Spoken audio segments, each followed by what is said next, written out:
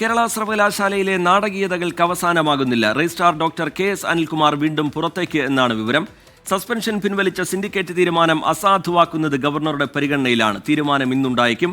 Joint registrar P. ഹരികുമാറിനെതിരെയും ഇന്ന് നടപടിക്ക് സാധ്യതയുണ്ട്. ഗവർണറെ രൂക്ഷമായി വിമർശിച്ച ഉന്നത വിദ്യാഭ്യാസ മന്ത്രി ഡോക്ടർ ആർ. ബിന്ദു രംഗത്തെത്തി.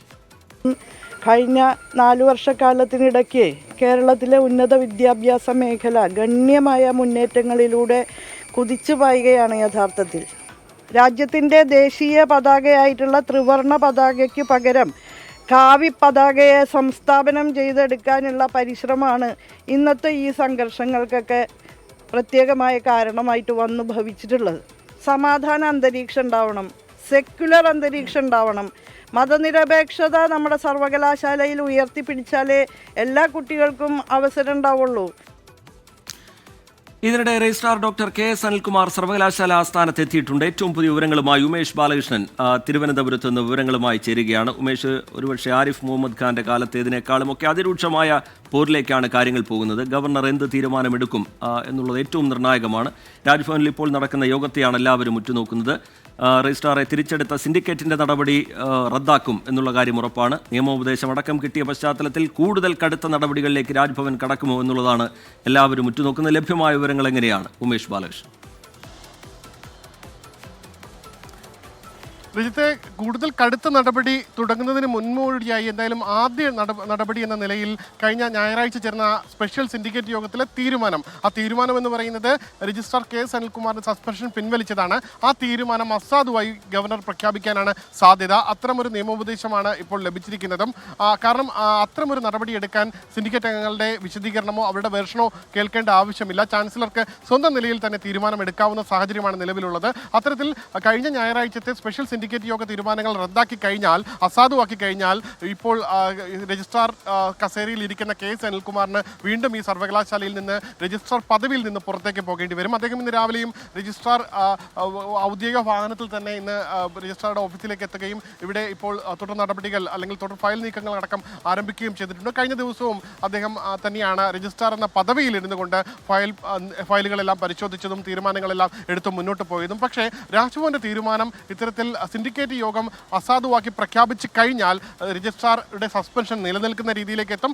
വീണ്ടും നിയമ നടപടികളിലേക്ക് വിഷയം മാറും. എന്തായാലും രജിസ്ട്രാർ നേരത്തെ തൻ്റെ സസ്പെൻഷൻ പിൻവലിക്കണം ആവശ്യപ്പെട്ടുകൊണ്ട് ഹൈക്കോടതിയെ സമീപിക്കുകയും പിന്നീട് ആ ഹർജി പിൻവലിക്കുകയും ചെയ്ത സാഹചര്യത്തിൽ ഇനി അടുത്ത കോടതിയിൽ പോകാൻ സാധ്യത കൂടുതൽ സിൻഡിക്കേറ്റാണ്. കാരണം സിൻഡിക്കേറ്റ് അംഗങ്ങളുടെ തീരുമാനത്തെ ഗവർണർ അസാധുവാക്കുന്ന സാഹചര്യം ഉണ്ടായിക്കഴിഞ്ഞാൽ ആ തീരുമാനത്തിനെതിരെ സിൻഡിക്കേറ്റ് അംഗങ്ങൾ കോടതിയിൽ പോകാൻ സാധ്യതയുണ്ട്. എന്തായാലും അത് ആ ഭാഗത്ത് അവിടെ നിൽക്കുമ്പോഴും രജിസ്ട്രാറുടെ പകരം ചുമതലയുണ്ടായിരുന്ന പി. ഹരികുമാറിനെ സസ്പെൻഡ് ചെയ്യാനുള്ള ആലോചനയും ഇപ്പോൾ നടക്കുന്നുണ്ട്. കാരണം ഈ സിൻഡിക്കേറ്റ് യോഗ തീരുമാനം അസാധുവാക്കി കഴിഞ്ഞാൽ, നിയമവിരുദ്ധമാണെന്ന് പ്രഖ്യാപിച്ചു കഴിഞ്ഞാൽ, സിൻഡിക്കേറ്റ് യോഗത്തിൽ നിന്ന് അവസാനിപ്പിച്ചുകൊണ്ട് ഇറങ്ങിപ്പോയ സിസ തോമസിന്റെ നടപടിക്ക് ശേഷവും പി. ഹരികുമാർ ഈ സിൻഡിക്കേറ്റ് യോഗത്തിൽ ഇരിക്കുകയും അവരുടെ തീരുമാനം രേഖപ്പെടുത്തുകയും ചെയ്തിരുന്നു.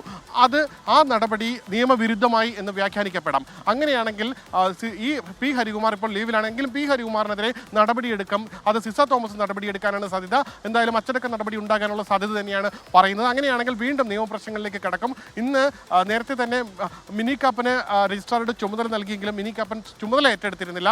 ഇപ്പോഴും മിനി കാപ്പൻ യൂണിവേഴ്സിറ്റിയിലുണ്ട്. പക്ഷേ രജിസ്ട്രാറുടെ ചുമതല ഇല്ല എന്ന് മാത്രം. രജിസ്ട്രാർ ഇവിടെ നിന്ന് പുറത്തേക്ക് പോകേണ്ടി വന്നു കഴിഞ്ഞാൽ സ്വാഭാവികമായി ആ ചുമതല മിനി കാപ്പനിലേക്ക് എത്തുകയും ചെയ്യും. എന്തായാലും സങ്കീർണമായ നടപടിക്രമങ്ങളിലേക്ക് കടക്കുകയാണ്. എന്തായാലും 11 മണിയോടുകൂടി സിൻഡിക്കേറ്റിന്റെ തീരുമാനം ഗവർണർ റദ്ദാക്കുകയാണെങ്കിൽ തുടർന്ന് സിൻഡിക്കേറ്റ് സ്വീകരിക്കാൻ പോകുന്ന നടപടികളായി പറയപ്പെടുന്നത് ഏറ്റവും പ്രധാനം കോടതിയിലേക്ക് പോവുക എന്നുള്ളത് തന്നെയാണ്. മറിച്ച് വീണ്ടും സിൻഡിക്കേറ്റ് ചേർന്ന് ഈ തീരുമാനം രജിസ്ട്രാറെ വീണ്ടും ആ ചുമതല ഏൽപ്പിക്കുക എന്നുള്ളതാണ്. അവിടെയും ആ സിൻഡിക്കേറ്റ് വിളിക്കേണ്ടതുണ്ട് എന്നുള്ളൊരു പ്രശ്നമുണ്ട്. എന്താണ് ഇതിൽ സിൻഡിക്കേറ്റ് ആലോചിക്കുന്നത്? കോടതിയിലേക്ക് പോവുക എന്നുള്ള നടപടിയിലേക്ക് തന്നെയായിരിക്കുമോ കടക്കുക, അതോ അതിനിടയിൽ ചില നാടകീയ നീക്കങ്ങൾ കൂടി ഇനിയും പ്രതീക്ഷിക്കണോ ഉമേഷ്?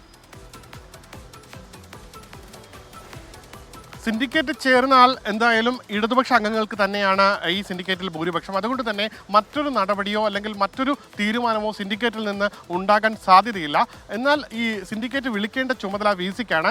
അത് കത്ത് നൽകാൻ മാത്രമേ സിൻഡിക്കേറ്റ് അംഗങ്ങൾക്ക് കഴിയുകയുള്ളൂ. സെനറ്റ് കൂടണമെങ്കിൽ 20% അംഗങ്ങൾ കത്ത് നൽകിയാൽ സെനറ്റ് വിളിച്ചു ചേർക്കാം. പക്ഷേ സിൻഡിക്കേറ്റ് ചേരണമെന്ന് കത്ത് നൽകി കഴിഞ്ഞാൽ അത് വിളിച്ചു ചേർക്കണമെന്നുള്ള ഒരു സ്റ്റാറ്റ്യൂട്ടിൽ അങ്ങനെ ഒരു നിബന്ധനയൊന്നും ഏർപ്പെടുത്തിയിട്ടില്ല. കത്ത് നൽകിയാലും VC-യുടെ വിവേചനാധികാര പ്രകാരം 2 മാസത്തിലൊരിക്കൽ ഈ സിൻഡിക്കേറ്റ് യോഗം ചേർന്നാൽ മതി എന്നുള്ളതാണ് നിബന്ധന. അതുകൊണ്ട് തന്നെ ഒരുപക്ഷെ രജിസ്ട്രാറെ പുറത്താക്കിക്കൊണ്ട് അല്ലെങ്കിൽ നേരത്തെ ചേർന്ന സിൻഡിക്കേറ്റ് യോഗം അസാധുവാക്കി കഴിഞ്ഞാൽ അതിനുശേഷം വീണ്ടും സിൻഡിക്കേറ്റ് യോഗം വിളിക്കാൻ വീണ്ടും 2 മാസത്തോളം കാത്തിരിക്കേണ്ടി വരും.